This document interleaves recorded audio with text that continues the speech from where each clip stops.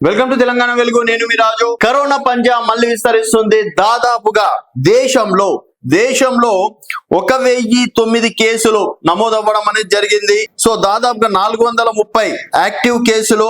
అలాగే ఈ active కేసులోనే Kerala top లో ఉన్నట్టు కూడా తెలుస్తుంది. ఆ తర్వాత మహారాష్ట్ర, అలాగే ఢిల్లీలో కరోనా కేసులు ఎక్కువ ఉన్నట్టు కూడా గుర్తించడం అనేది జరిగింది. సో కేరళలో చూసుకున్నట్టయితే 430, మహారాష్ట్రలో చూసుకున్నట్టయితే 209, అలాగే ఢిల్లీలో 104, గుజరాత్ లో 83, కర్ణాటకలో 47, యూపీలో 15, ఏపీలో 4, తెలంగాణలో కూడా రీసెంట్ గా కుక్కట్పల్లిలో ఒక ఆర్ఎంపీ డాక్టర్ కి కరోనా రావడం అనేది జరిగింది. సో ప్రస్తుతం తెలంగాణలో ఒక కేసు యాక్టివ్ గా ఉంది. అలాగే 4 నుంచి 5 మంది ఇప్పటివరకు కరోనా వల్ల మరణించారని చెప్పేసి కూడా చెప్తున్నారు. బట్ కేంద్రం మాత్రం టెన్షన్ పడాల్సిన అవసరం ఏం లేదు, జాగ్రత్తలు తీసుకుంటే సరిపోతుంది అని చెప్పేసి కూడా చెప్తున్నారు. ఒకవేళ ఈ యాక్టివ్ కేసులు కనుక పెరిగితే లాక్డౌన్ విధించే అవకాశం ఉందా? 2019 కోవిడ్ వచ్చినప్పుడు మే నుంచి దీనికి మేలో, అలాగే జూన్ కావచ్చు, తర్వాత మార్చ్ కావచ్చు, ఏప్రిల్ కావచ్చు, దాదాపుగా 3-4 నెలలు లాక్డౌన్ విధించడం అనేది జరిగింది. సెకండ్ వే కరోనాలో కూడా 3 నెలల వరకు లాక్డౌన్ విధించారు. థర్డ్ వే కరోనాలో కొన్ని సడలింపులు జరిపి, అంటే మాస్కులు తప్పనిసరి కావచ్చు, తర్వాత ఇతర నిబంధనలు పెట్టి చేయడం అనేది జరిగింది. ఇప్పుడు కరోనా 5th వే అనుకోవచ్చు ఇది. మరి 5th వేలా 5th 6th వేలో మరి కేంద్రం ఏమైనా కీలక సందేశాలు ఇవ్వబోతుందా అనేది చూడాల్సిన విషయం.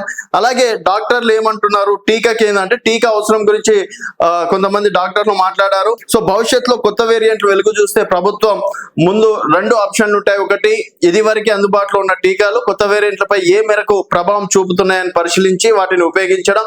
2, వీటి సామర్థ్యం సరిపోకుంటే కొత్త వేరియంట్ల లక్ష్యంగా కొత్త టీకాలను తయారు చేయడం, కొత్త టీకాలను అభివృద్ధి చేయగల సామర్థ్యం మనకు ఉందని చెప్పేసి కూడా చెప్పడం అనేది కూడా జరిగింది. అలాగే ఒమిక్రాన్ సబ్ వేరియంట్లు సంబంధించి కూడా వాళ్ళు కీలకంగా ప్రకటన చేశారు. సో మన దేశంలో వ్యాప్తిలో 4 ఒమిక్రాన్ సబ్ వేరియంట్లు ఉన్నాయని ICMR పేర్కొంది.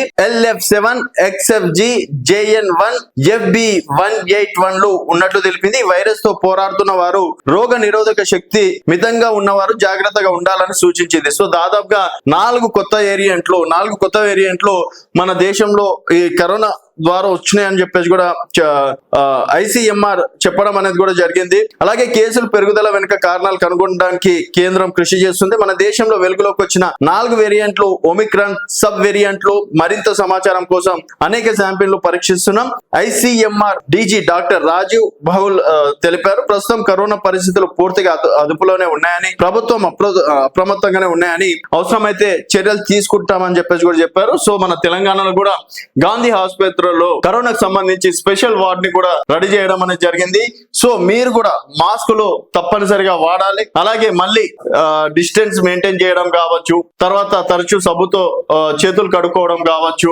సో ప్రతి ఒక్కటి, అంటే అప్పుడు ఏ విధంగా అయితే జాగ్రత్తలు తీసుకున్నారో ఇప్పుడు ఆ జాగ్రత్తలు తీసుకుంటే సరిపోతుందని చెప్పేసి కూడా డాక్టర్లు చెప్తున్నటువంటి మాట. సో మీ జాగ్రత్త, ప్రతి ఒక్కరు జాగ్రత్తగా ఉండాలని చెప్పేసి కూడా తెలంగాణ వెలుగు నుంచి కోరుకుంటున్నాం. చూస్తూనే ఉండండి తెలంగాణ వెలుగు.